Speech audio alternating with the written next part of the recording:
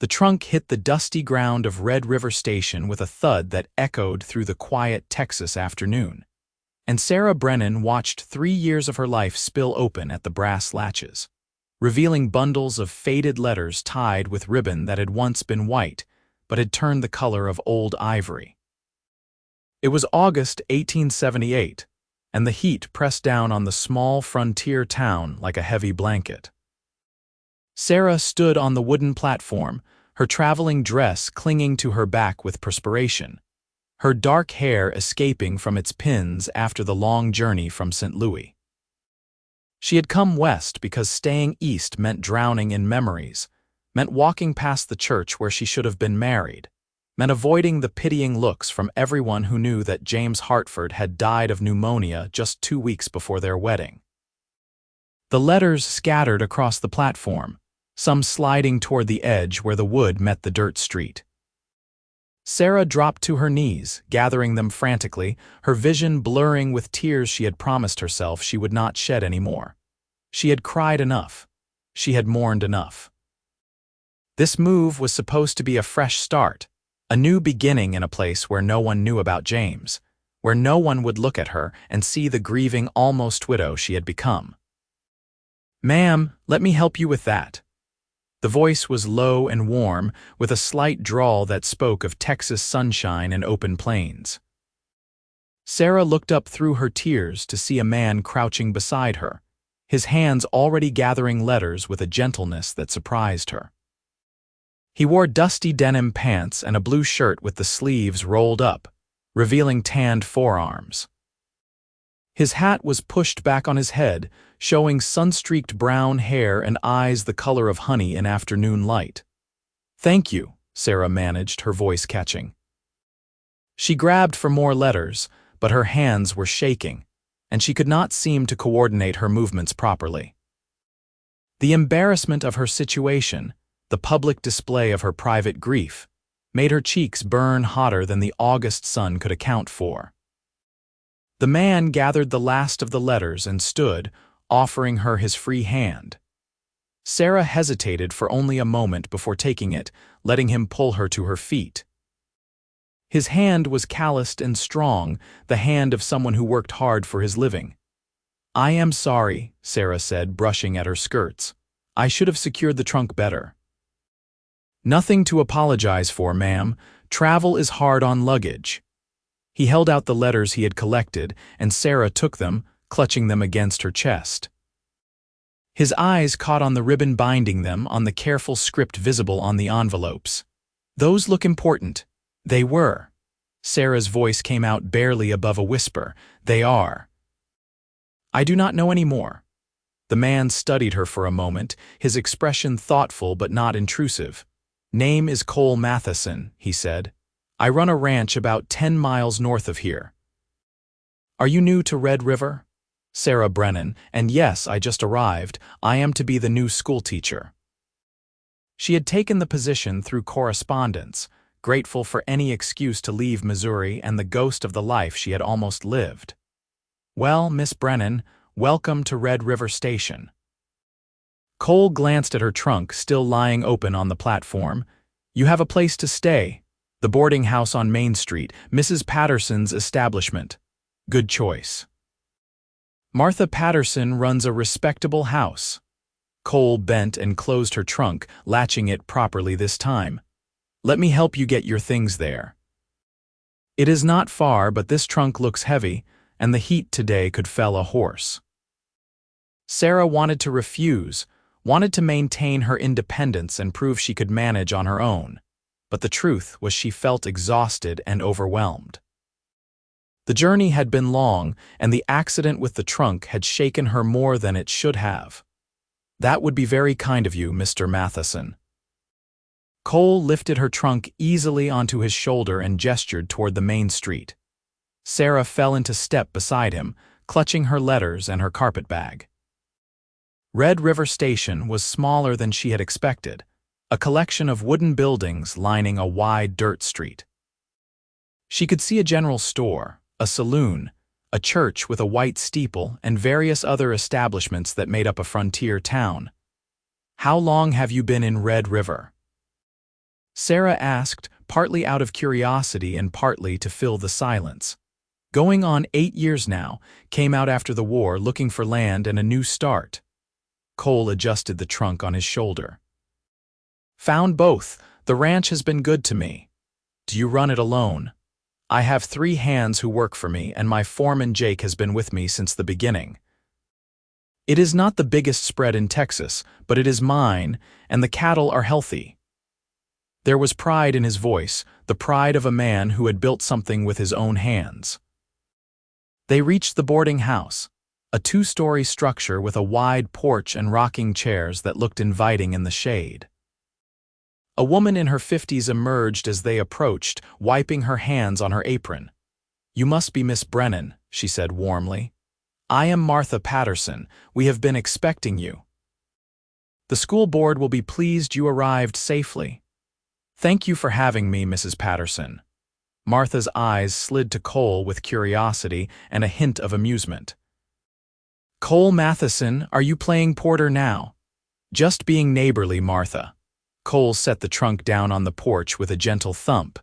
"Miss Brennan had a bit of trouble at the station." "The latch came open," Sarah explained quickly. "Mr. Matheson was kind enough to help." Martha nodded, her sharp eyes taking in Sarah's tear-stained cheeks and the bundle of letters still clutched in her arms. "Well, come in out of this heat, dear. I have a room ready for you, and I imagine you would like to wash up and rest before supper." Sarah turned to Cole, managing a genuine smile despite her emotional state. "Thank you again, Mr. Matheson. I appreciate your help." Cole touched the brim of his hat. "Welcome to Red River, Miss Brennan. I am sure we will be seeing each other around town." He paused, his honey-colored eyes holding hers for a moment longer than strictly necessary. "And those letters, whatever they mean to you, I hope they bring you comfort and not just pain." Before Sarah could respond, he had turned and walked away, his long strides carrying him back toward the center of town. She watched him go, surprised by the unexpected kindness from a stranger, and by the way his words had cut straight to the heart of her conflict. Martha guided her inside and up a narrow staircase to a small but clean room with a window overlooking the street. "I will bring up some water for washing," Martha said. "Supper is at 6. We have 4 other boarders right now, all respectable folks. 2 clerks from the land office, a widow woman named Mrs. Chen who does seamstress work, and a young surveyor passing through." After Martha left, Sarah sat on the edge of the narrow bed and finally looked down at the letters in her lap. She untied the ribbons slowly, her fingers remembering the texture, the way James had always tied the bows, just a little lopsided. The top letter was dated April 1875, 3 years and 4 months ago when James had first started courting her. She opened it, the paper crackling slightly with age, and read the familiar words. James had been a good writer, educated and thoughtful. His letters were full of philosophy and poetry, observations about the world and dreams for their future together. They had planned such a life, a house in St. Louis, children, respectability. James had been studying law, destined for success. And then winter had come early in 1875, bringing with it the pneumonia that had stolen him away in a matter of days. Sarah had kept every letter, reading them over and over until she knew them by heart, until the paper began to wear thin from her touch. She had thought bringing them west would help her let go.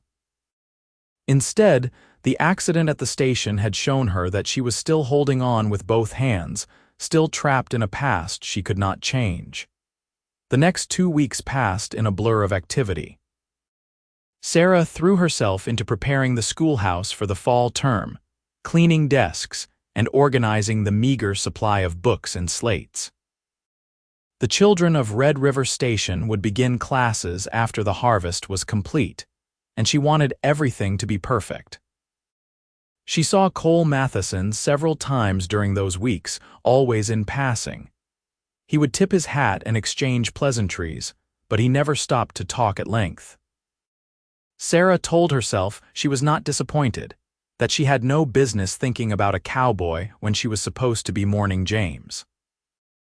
But she found herself looking for him whenever she walked through town, found herself noticing the way he moved with easy confidence, the way he treated everyone with the same genuine respect.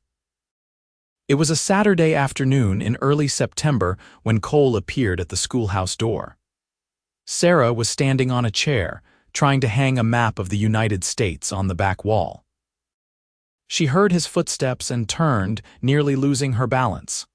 "Careful there," Cole said, moving quickly to steady the chair. "That map will do you no good if you break your neck hanging it." Sarah laughed despite herself. "I am not usually so clumsy, but this nail does not want to stay in the wall. Let me help." Cole held up his hands in a gesture of offering. "I promise I am better with a hammer than I am with most things." Sarah climbed down and handed him the hammer and nail, watching as he positioned the nail with expert precision and drove it home with 3 solid strikes. He hung the map carefully, adjusting it until it hung straight. "There, now your students can see where Texas fits into the grand scheme of things. Thank you." Sarah found herself smiling more easily than she had in months. "You seem to have a habit of appearing when I need help. Pure coincidence, I assure you." Cole turned the hammer over in his hands. "Actually, that is not entirely true. I was hoping I might talk to you if you have a moment." Sarah felt her heart skip, which was ridiculous. "Of course, what about?" Cole looked uncharacteristically uncertain, a man more used to action than words. "I know it is forward of me, and I know you just arrived in town, but I was wondering if you might allow me to call on you. Properly, I mean. With Martha Patterson as chaperone, of course." Sarah felt the air leave her lungs. She had not expected this, had not prepared for it. Part of her wanted to say yes immediately, drawn to this kind man with his honest eyes and gentle strength. But another part of her, the part that still carried James's letters everywhere she went, felt like saying yes would be a betrayal. "Mr. Matheson, I am flattered, but I should tell you something." Sarah walked to her desk and picked up her carpet bag, the one she brought to the schoolhouse every day. From it, she pulled out several of the letters, bound together with ribbon. "I was engaged to be married 3 years ago. My fiancé died 2 weeks before our wedding. I have carried his letters with me ever since. I am not sure I am ready to think about courtship with anyone else." Cole looked at the letters, and his expression softened with understanding and something else, something that looked like determination. "I am sorry for your loss, Miss Brennan, truly. But may I say something, and you can tell me if I am out of line?" Sarah nodded, her throat tight. "Those letters are from someone who loved you, and I can see they mean a great deal to you. But they are also from someone who is gone, and who would not want you to spend the rest of your life mourning what could have been instead of living what still can be." Cole took a step closer, his voice gentle but firm. "I am not asking you to forget him or to stop caring about those letters. I am just asking for a chance to know you, to let you know me. And if you will let me, I will write you new letters. Letters about the present and the future, not the past." Sarah felt tears spring to her eyes, but they were different tears than the ones she had cried at the train station. These were tears of release, of possibility, of something frozen inside her beginning to thaw. "I will write you letters about this town and the people in it," Cole continued, warming to his subject.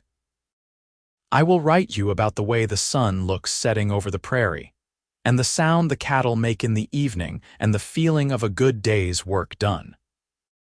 I will write you about all the small, true things that make up a life, and I will keep writing them until you believe that you deserve a future as much as you deserved the past you lost." "Why?" Sarah whispered, "You barely know me." "I know enough." Cole's honey-colored eyes held her steadily. "I know you are brave enough to start over in a new place. I know you are kind because I have watched you help Mrs. Chen carry her sewing basket when her arthritis was acting up. I know you loved someone enough to carry his memory across half the country. Those things tell me you are someone worth knowing, worth writing letters to." Sarah looked down at the letters in her hands, at James's careful handwriting. She thought about what Cole had said about living instead of mourning. James had been full of life, full of plans and dreams. He would not have wanted this for her, this half-life of grief and memory.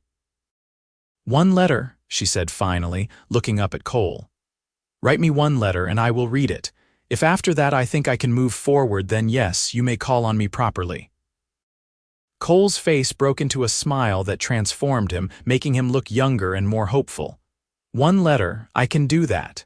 He touched his hat brim. "I will have it to you by Monday." True to his word, Cole delivered a letter to Martha Patterson on Monday morning. Martha brought it to Sarah with barely concealed excitement, her eyes twinkling. "A letter for you, dear." Hand-delivered by Cole Matheson himself. Sarah took the envelope with trembling hands. It was thick paper, and her name was written across the front in bold, confident handwriting that was nothing like James's careful script. She waited until she was alone in her room that evening before opening it. The letter began simply, "Dear Sarah, I hope you will forgive me for using your given name, but Miss Brennan seems too formal for what I want to say." Sarah settled onto her bed and read, and as she read, she felt something shift inside her chest. Cole wrote about his ranch, but not in the way she expected. He did not boast or try to impress her with talk of cattle numbers or land acreage. Instead, he wrote about the feeling of riding out in the early morning when the dew was still on the grass and the world felt new. He wrote about his 3 ranch hands, about Jake, who had saved his life during a stampede 5 years ago and who made terrible coffee but told wonderful stories. He wrote about a calf born just last week, stubborn and strong-willed, who reminded him of himself when he first came to Texas. He wrote about the town, about Martha Patterson's kindness to him when he first arrived with nothing but determination and a few saved dollars. About the widow Chen, who had lost her husband in a mining accident and who had rebuilt her life with needle and thread. About the children who would be Sarah's students, their names and personalities, their hopes and challenges. And then, in the last paragraph, he wrote something that made Sarah's breath catch. "I am not a man of fancy words or poetry, Sarah. I cannot quote philosophers or write beautiful prose. But I can promise you truth, and here is the truth. Life is short and often hard, and I learned during the war that waiting for the perfect moment means missing the real moments that matter. I do not know if you will ever feel for me what you felt for the man who wrote those letters you carry. But I do know that I want to try to make you happy, to give you reasons to smile, to build something real and solid that you can count on. If you will give me that chance, I promise I will spend every day trying to be worthy of it. Yours hopefully, Cole." Sarah read the letter 3 times, and with each reading, she felt the weight of the past lighten just a little. Cole was right. James would not have wanted her to live in grief forever. He had loved life too much for that.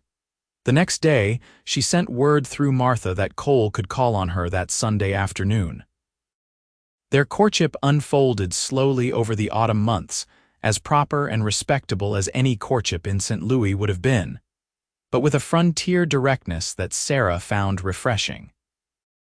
Cole came to the boarding house every Sunday and Wednesday evening, sitting in Martha Patterson's parlor while Martha pretended to sew but actually listened to every word with cheerful nosiness. Cole told Sarah about his life, about growing up in Tennessee and fighting in the war, about the restlessness that had driven him west to find land of his own. Sarah told him about her childhood in Missouri, about her parents who had died when she was 20, leaving her alone except for James. She told him about teaching school back east, about her love of books and learning. And between the visits, Cole wrote letters. True to his word, they were not flowery or philosophical, but they were honest and warm. He wrote about his days, about problems at the ranch and small victories. He wrote about seeing a hawk circling over the prairie and thinking about showing it to her. He wrote about conversations with his ranch hands and funny incidents in town. Sarah found herself looking forward to those letters with an eagerness that both surprised and worried her. She still kept James's letters, still took them out occasionally to read, but she found she was reaching for Cole's letters more often, finding comfort in their immediacy and life. The school term began in October, and Sarah threw herself into teaching with passion and dedication. Her students ranged from 6-year-old twins who could barely read to a serious 14-year-old boy who was already helping run his family farm. She loved the challenge of reaching each one, of watching understanding dawn in their eyes when a difficult concept suddenly made sense. Cole started finding excuses to ride into town more often, timing his visits to coincide with the end of the school day so he could walk Sarah back to the boarding house. They would talk about her students, about his ranch, about their dreams and fears. Sarah felt herself opening up in ways she had not thought possible, felt herself beginning to trust that happiness might be possible again. It was a crisp November evening when everything changed. Cole had come to call as usual, and they were sitting in Martha's parlor with cups of tea growing cold as they talked. Martha had been called away to help Mrs. Chen with a sewing emergency, leaving them technically alone but with the door open, and the proprieties mostly observed. "Sarah, I need to ask you something," Cole said suddenly, setting down his cup with a clink, "and I need you to be honest with me." Sarah felt her heart speed up. "Of course." "Are you still in love with him? With James?" Cole's eyes were serious, searching her face. "Because I need to know where I stand. I have been courting you for 2 months now, and I have fallen in love with you. Completely and hopelessly in love with you. But I cannot keep doing this if part of your heart is still living in those letters, still bound to a man who is gone." Sarah felt tears prick her eyes. She had known this conversation was coming, had been dreading it and anticipating it in equal measure. "I will always love James," she said slowly, choosing her words carefully. "He was my first love and he was a good man, but loving his memory is not the same as being in love with him anymore. These past months with you have shown me that." "What have they shown you?" Cole leaned forward, his voice rough with emotion. "They have shown me that there are different kinds of love. James and I were young together, dreaming together. What I feel for you is different. It is grounded in reality, in the man you actually are, not the man I imagine you to be. You make me laugh, Cole. You make me think about tomorrow instead of yesterday. You make me want to live again, fully live, not just go through the motions."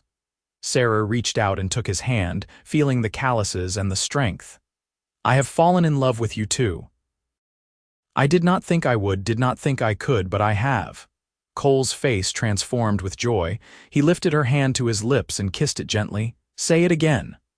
"I love you, Cole Matheson." "I love you, Sarah Brennan." Cole's voice was thick with emotion.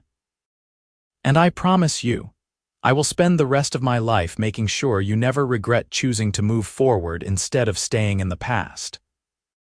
He proposed properly 2 weeks later, kneeling in Martha Patterson's parlor with a simple gold band that had belonged to his mother. Sarah said yes without hesitation, without the shadow of James's memory darkening the moment. She had made her choice, and she knew it was the right one. They were married in January 1879, in the small church with the white steeple, with half the town in attendance. Martha Patterson cried happy tears, and Mrs. Chen made Sarah a beautiful dress from silk fabric, ordered specially from San Antonio. The widow Chen had become a true friend over the months, and she insisted that Sarah deserved to be a beautiful bride. On their wedding night in the ranch house that would now be Sarah's home, Cole gave her another letter. Sarah opened it with shaking hands, exhausted from the long day but happier than she had been in years.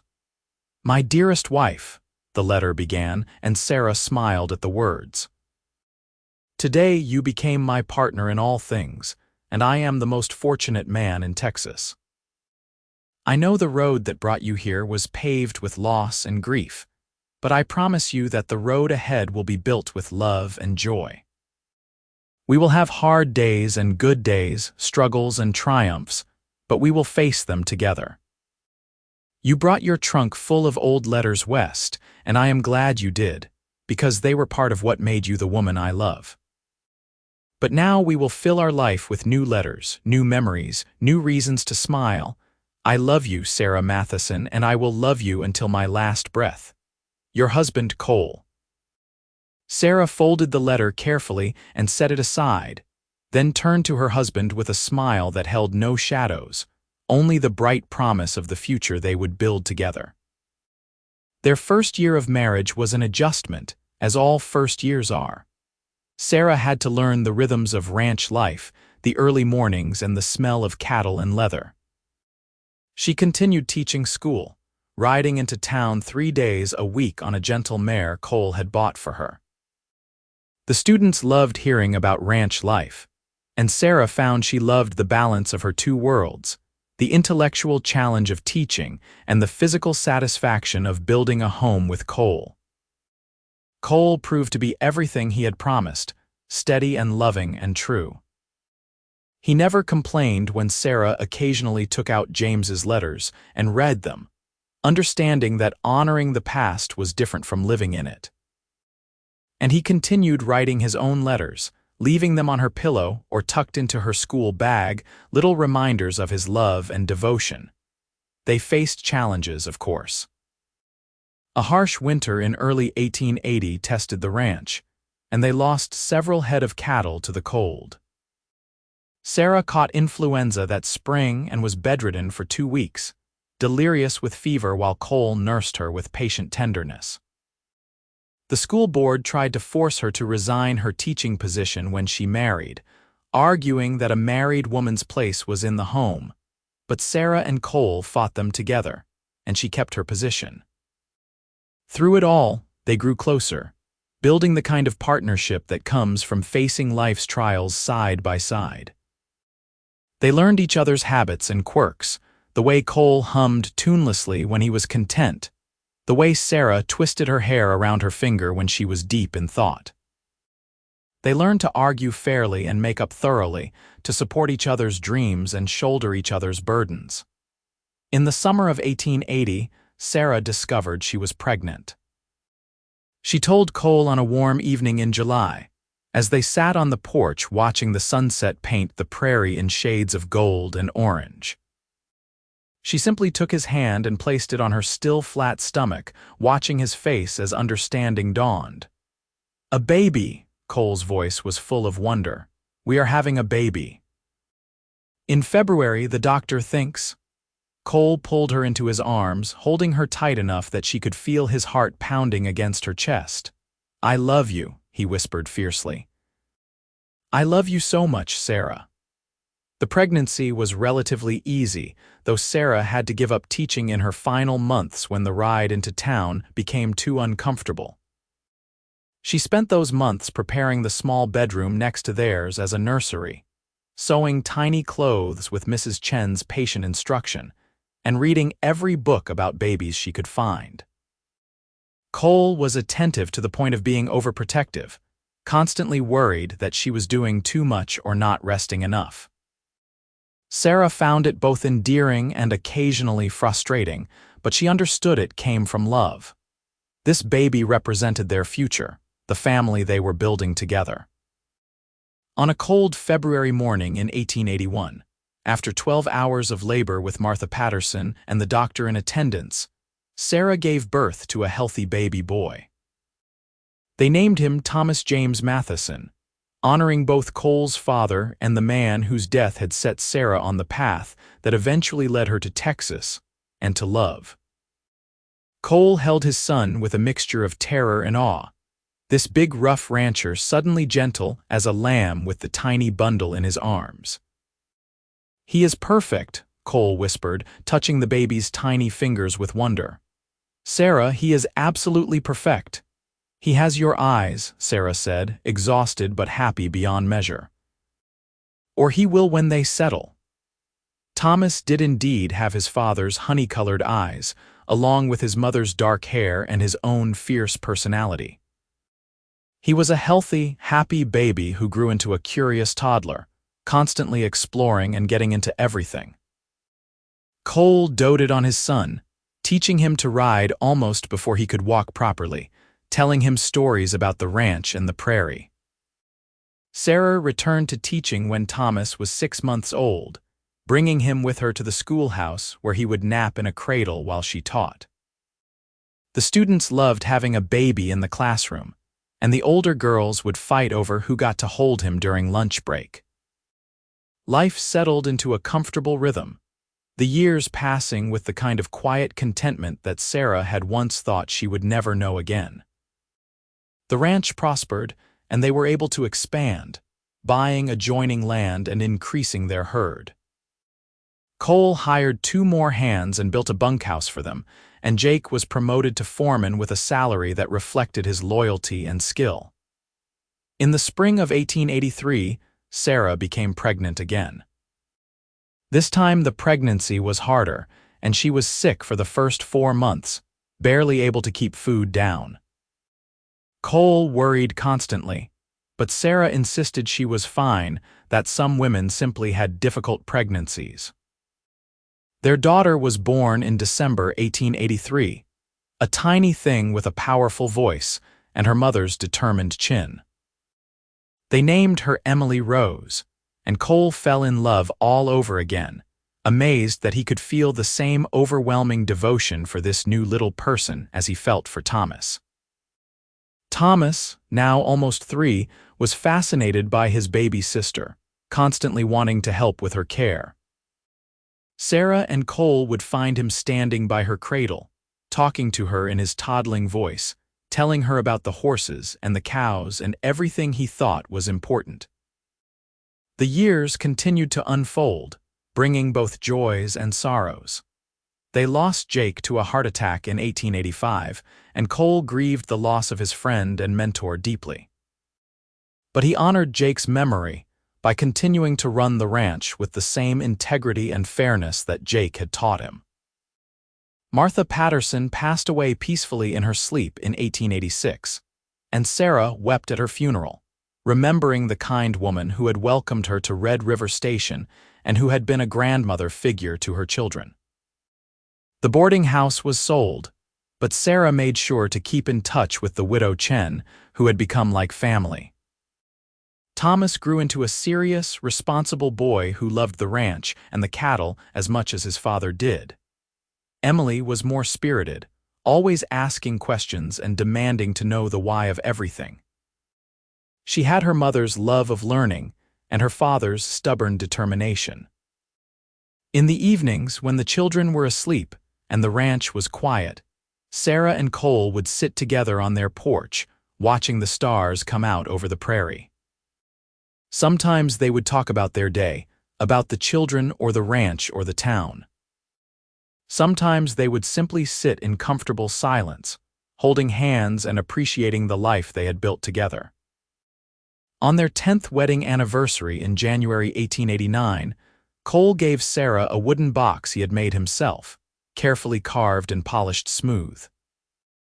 Inside were all the letters he had written to her over the years, arranged in chronological order and tied with a blue ribbon.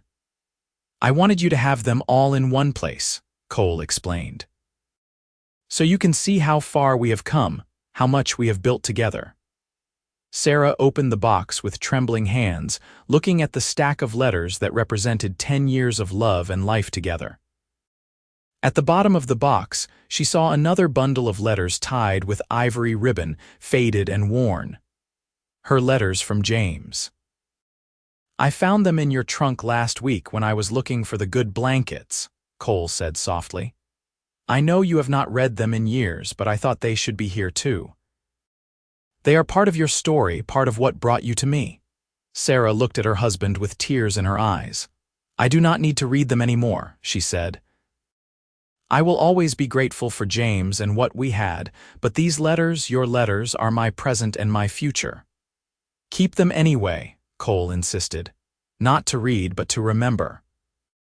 To know that love does not end, it just changes and grows into something new.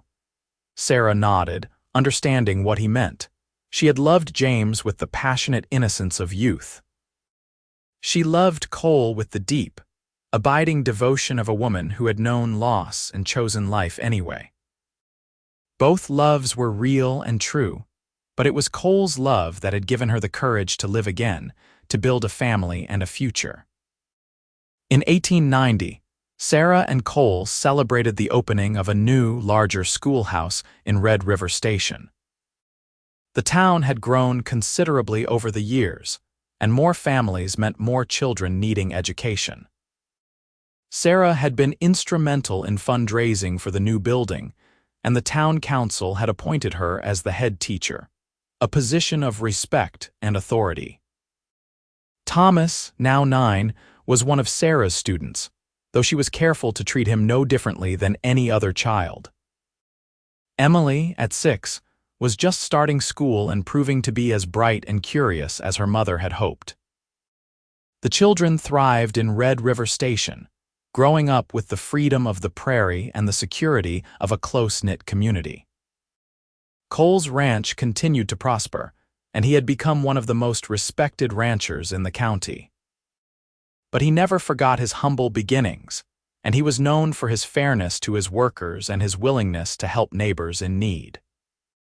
The values he had written about in his first letter to Sarah, about truth and hard work and building something real, guided everything he did.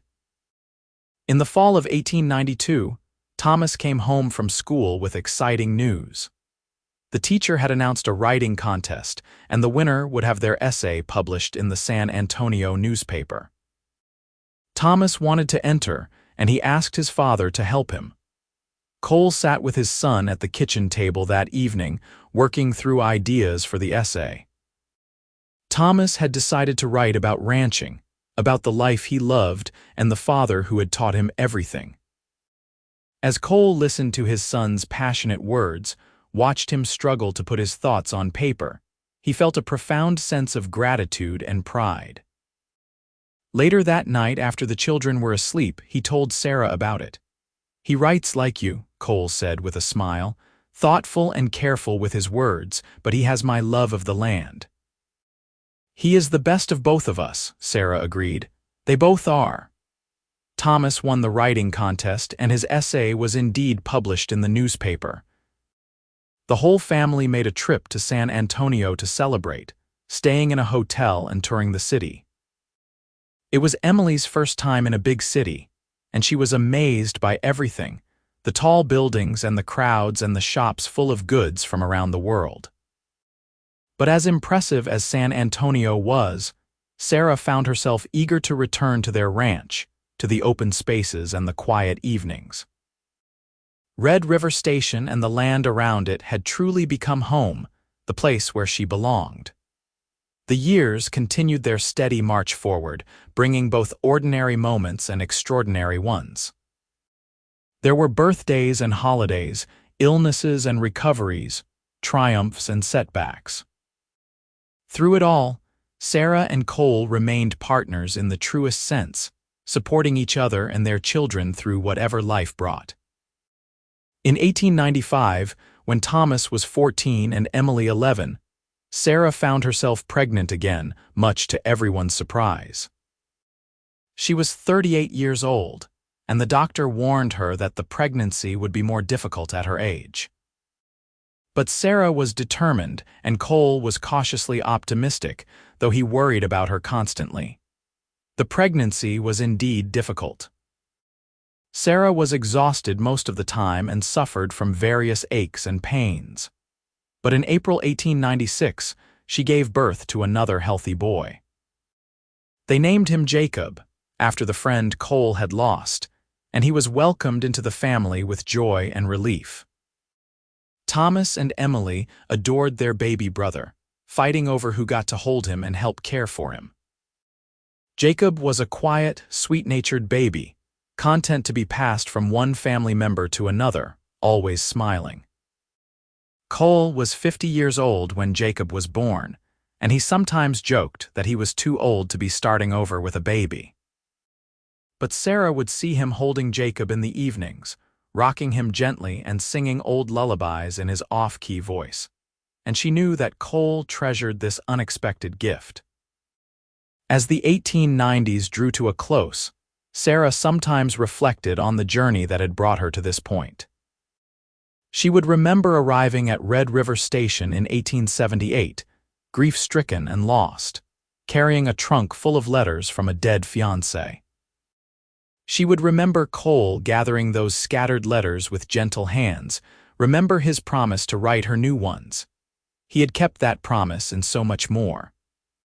He had given her love and partnership, children and a home, a life full of meaning and purpose.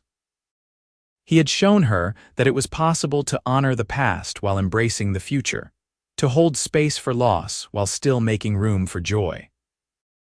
On their 20th wedding anniversary in January 1899, the whole family celebrated together. Thomas was now 18, a capable rancher who worked alongside his father every day. Emily was 15, still in school but already talking about becoming a teacher like her mother. And Jacob was a lively, almost 3-year-old who kept everyone entertained with his antics. Cole and Sarah exchanged gifts in front of their children. Cole gave Sarah a new leather journal, beautiful and bound with care. "For new letters," he said with a smile. "Though I hope you will let me keep writing some of them." Sarah gave Cole a photograph she had commissioned, a family portrait taken just the week before. In it, they stood together on the porch of their ranch house, Cole with his arm around Sarah, their 3 children arranged around them. It captured a moment of happiness, a family strong and united. "So we never forget," Sarah said softly. "So we always remember what we built together." That night, after the children had gone to bed and the house was quiet, Cole and Sarah sat together in their bedroom. Sarah had taken out the wooden box Cole had made her years ago, looking at the letters inside. The bundle from James had yellowed with age, barely touched in 20 years. The letters from Cole, however, had continued to accumulate, filling the box with evidence of a life lived fully and a love that had never faded. "Do you ever regret it?" Cole asked quietly. "Choosing me, choosing this life." Sarah looked at her husband, at the lines the years had etched on his face, the gray that threaded through his brown hair, the love that still shone in his honey-colored eyes. "Not for one single moment," she said firmly. "You gave me back my life, Cole. You helped me see that I could love again, that I deserved to be happy. Everything good in my life, everything that matters, came from saying yes to you." "I am the lucky one," Cole insisted. "You could have stayed trapped in grief, stayed bound to those old letters. Instead, you chose to risk your heart again. That took courage, Sarah, more courage than anything I have ever done." They held each other that night, 2 people who had found each other against the odds and built something beautiful together. Outside, the Texas wind blew across the prairie, and inside, their family slept peacefully, secure in the love that surrounded them. The new century arrived with celebration and hope. Thomas took over more of the ranch operations, allowing Cole to slow down a bit, though he never truly retired. Emily graduated from school in 1902 and surprised everyone by announcing she wanted to attend the new teachers' college that had opened in Austin. Cole and Sarah supported her decision, proud of their daughter's ambition and determination. Jacob grew into a bright, curious boy who loved books as much as his mother did. He spent hours in Sarah's classroom after school, reading everything he could get his hands on. Sarah suspected he would be the scholar of the family, the one who might leave the ranch for university and a professional career. In 1905, Thomas married a local rancher's daughter named Caroline, a practical, kind-hearted woman who fit into the family perfectly. They built a house on the ranch property, and Thomas continued working with his father, learning the business thoroughly. When their first child was born in 1906, a boy they named Cole after his grandfather, Sarah and Cole became grandparents with all the joy and wonder that role brought. Emily returned from Teachers College in 1906 and took a position teaching in Red River Station, working alongside her mother.